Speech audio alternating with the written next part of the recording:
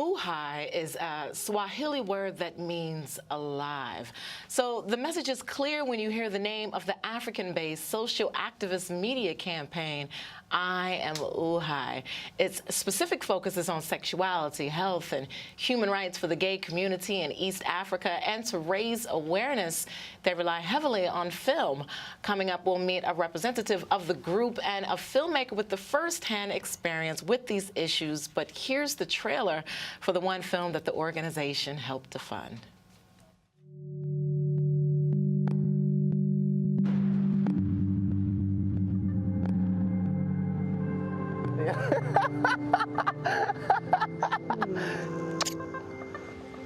I wake to the touch of the morning light. You lie next to me. Beneath, I'm feminine and free. But as I step out of my dream, I wake to this body and carry on through hell. Thousands of anti-gay protesters demonstrate in Uganda in support of a bill proposing life imprisonment for homosexuals. On Friday, the week the bill was passed, was on the front page of the Red Paper. And several of my family members, fearing for their safety, have since abandoned me.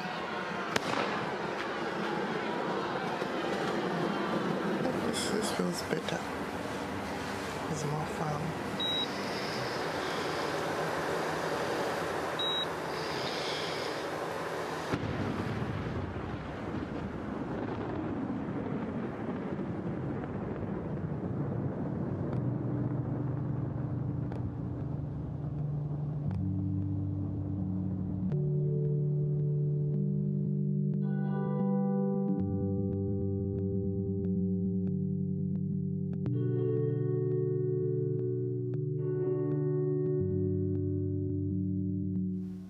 The Pearl of Africa is an old name for Uganda, which is where the film of the same name was produced. Uganda, along with Burundi, Kenya, Rwanda, and Tanzania, are the countries served by UHAI EASHRI, the East African Sexual Health and Rights Initiative. Halfway around the world, UHAI EASHRI has an American Director of Development, Ashley Artis, and she joins us now.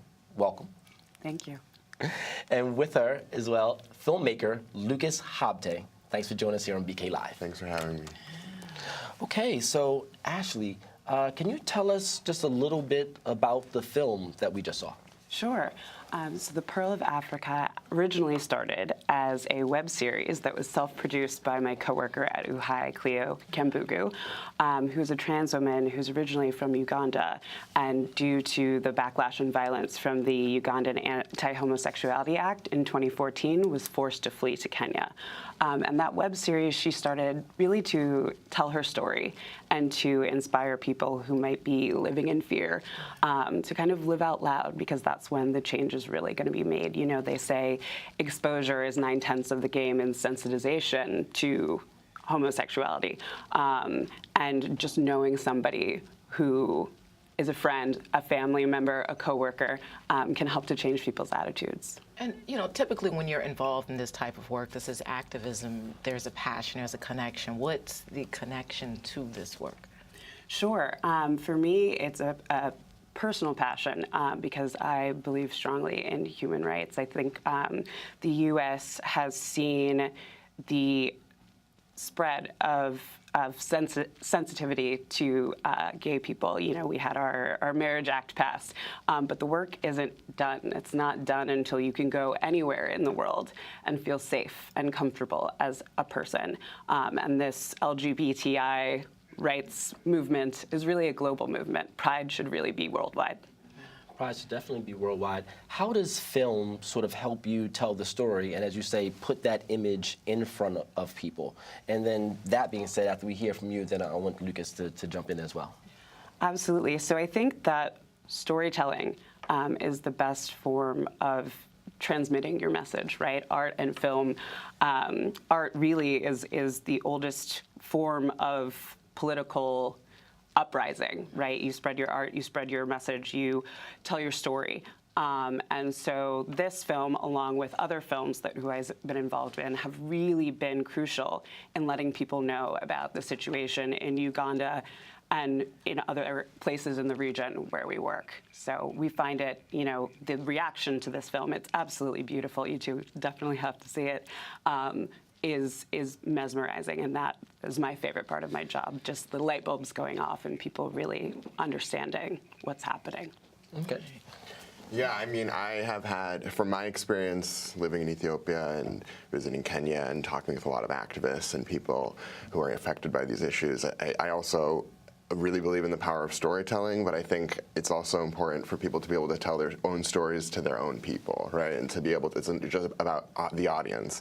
If you're a queer person in East Africa, you're going to be vulnerable. You're going to have a society that doesn't really embrace you, to say the least. So if your objective is to say, I'm empowering myself to tell my story, to raise awareness of what it means to be me in this situation, in this context, you have to have someone that, filmmakers from the ground who have lived that reality and also know how to reach out and how to, package their story with the, ambition of changing hearts and minds within their own context, their own people.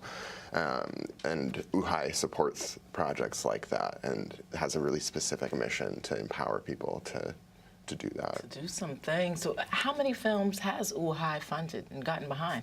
Sure. So UHAI has funded one film based on this art collective that wanted to go out into the community and tell the stories of Kenyan queer people. The film is called Stories of Our Lives, and it was produced by the Nest Collective.